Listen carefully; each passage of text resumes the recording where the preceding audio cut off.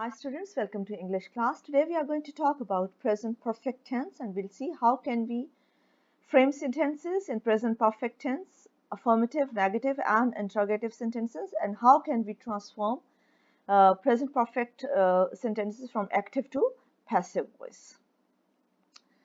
So present perfect tense, if you look at this slide, present perfect tense examples are given. I have seen the film before. She has seen the film before. Now, the first sentence you have used the helping verb have, but in the second one you have used has. So, this is the most important point. We use has or have as helping verbs in present perfect tense. Now, remember, with third person singular, he, she, it or noun, we use has.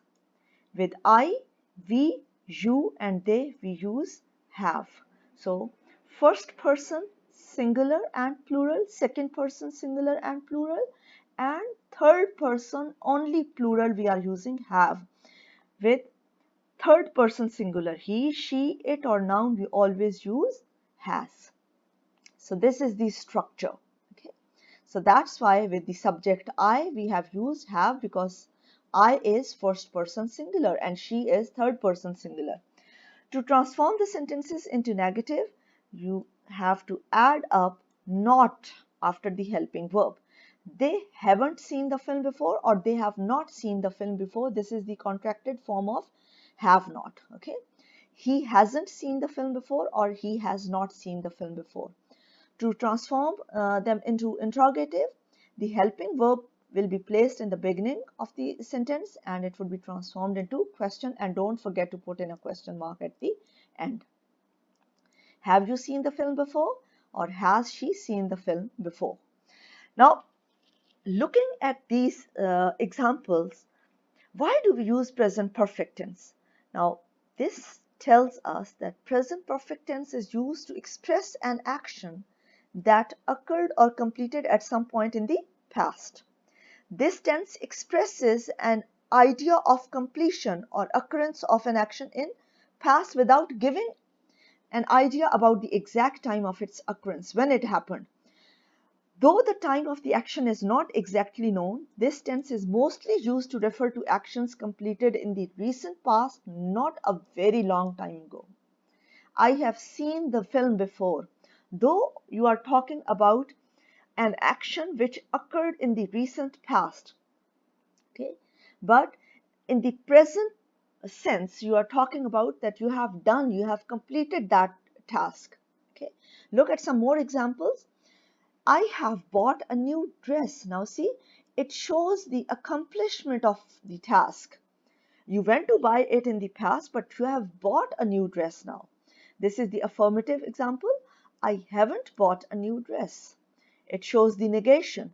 Have I bought a new dress? This is an interrogative sentence and it talks about a question. Now, next starts with the noun, name.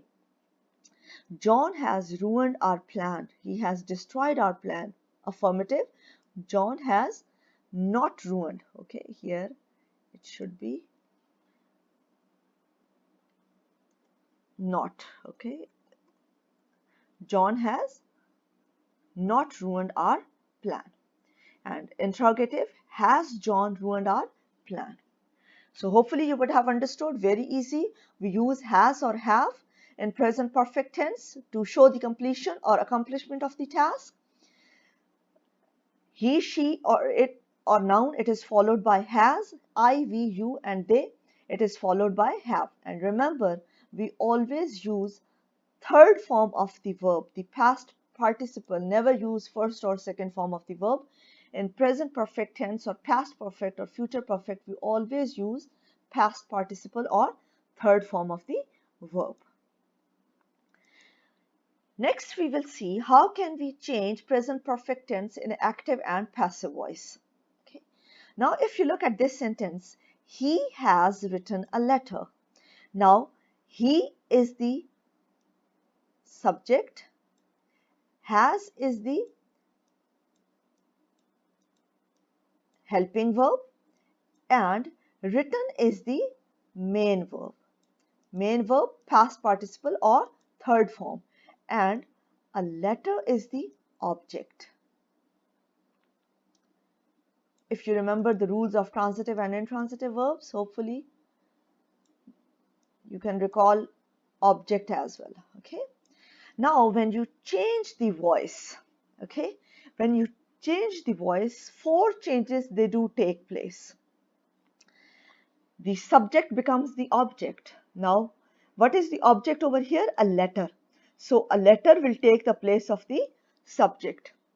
Has will be changed into has been. You will have the addition of one more helping verb, that is been, with has. Now a letter is singular, so that's why we are going to use has been. And past participle, it will remain as it is, but here you will have the addition of preposition by before the object. Now he is changed into objective case, him. We cannot see a letter has been written by he, it would be wrong. You know, objective case of he, she, I, we, you is different. For he, him. For she, her. For I, me. For we, us. Okay. Next, they have written letters, and when we change it into passive voice, letters have been written by them. Now see, letters, object has become the subject, helping verb is placed before the main verb, and that is have been. Now, why not letters has been? Because letters, it's plural, okay, and for plural we are using have. Okay, so letters have been written by them. The objective case of they is them. Now look at this example. I have received your message. I is the subject, have is the helping verb, received is the main verb, your message is the object. Okay, now this whole part is the object, and when you transform it into passive voice, the object will take the place of subject, your message. Has will change into has been, received will remain as it is, preposition, the object will be followed by preposition, it will be placed before the object, and objective case of I would be me. Hopefully you would have understood. We'll look at some more examples. She has kept her promise. Now see, subject, helping verb, main verb, and her promise is the object. When you transform it into passive voice, her promise will change into subject, has been kept by her. They have not deceived this officer.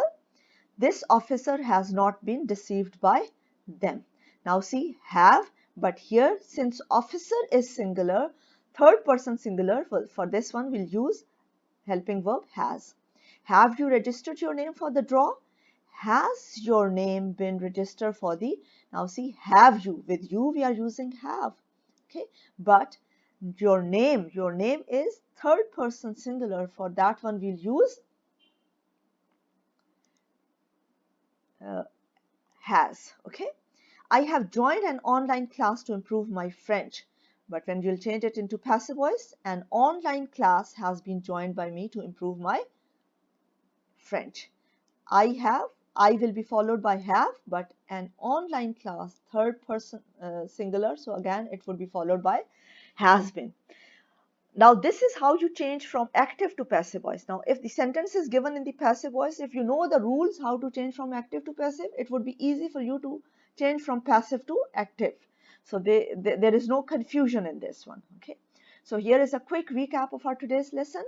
Present perfect tense is used to describe actions that have been completed in the recent past, and we use helping verb has or have depending upon the subject. With he, she, it or noun we are using has. With I, we, you and they we are using have. Transforming from active to passive voice, they have cleaned the clinic. The clinic has been cleaned by them. Remember, 4 changes take place. The subject becomes the object and the object becomes the subject. Now see, the clinic has become the subject. Helping verb is changed into has been or have been depending upon the subject. They is third person plural, so we have to use have, but clinic is singular. So for singular, third person singular, we have to use has been. You have the addition of been in passive voice. Okay. Past participle, it remains as it is. Preposition by is placed before the object, and the objective case of they is them. Thomas has written many books. Many books have been written by Thomas. Again, see, Thomas, third person singular, but many books, plural, so that's why have is used. Have the police caught the man? So has the man been caught by the police? The police mean the squad of police, not one policeman, okay? So that's why it will take have. And man is singular, so that's why you'll put in the beginning has. Okay, and don't forget to put in a question mark at the end. So this was all about present perfect tense. How can you frame sentences in present perfect tense to show a completed or accomplished task, and how you can transform the present perfect tense from active to passive or passive to active. Hopefully you would have understood today's lesson. Thank you so much for listening.